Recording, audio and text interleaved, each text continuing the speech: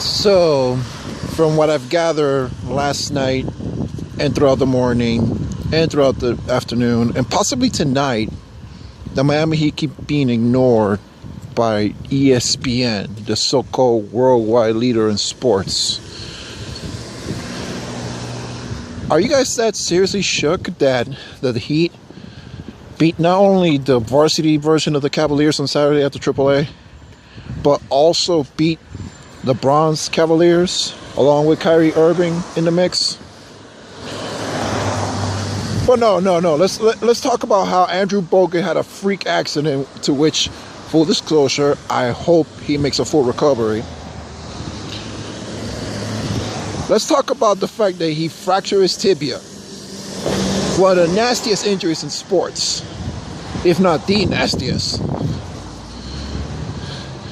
Let's parade a man's injury and potential cutting from the team that he just signed with.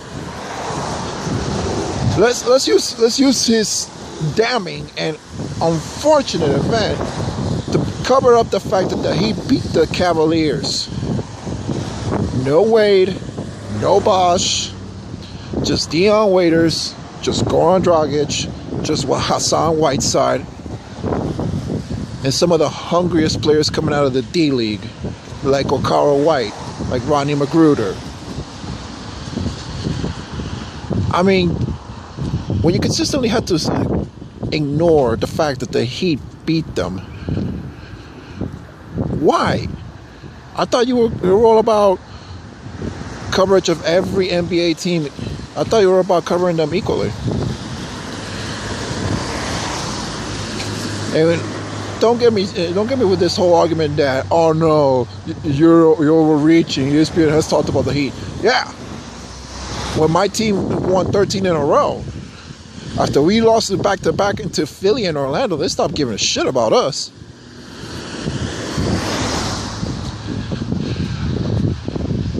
The point is, when you bend over backwards to protect the narrative, let alone protect the team that's supposed to give you money for the finals, you look yourself incredibly biased. You portray yourself as incredibly biased, not to mention short-sighted. Because if you don't realize, Boston's like 3 games away from the number 1 seed. And Miami just needs to win a few more games to leapfrog out of the 8 and into the 7 or possibly the 6. So what could have been a first-round sweep for the Cavs can be their worst nightmare.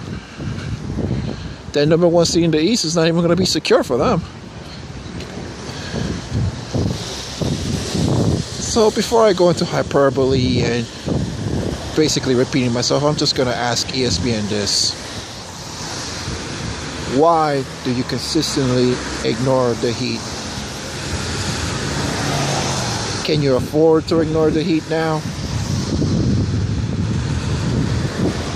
That's my thoughts.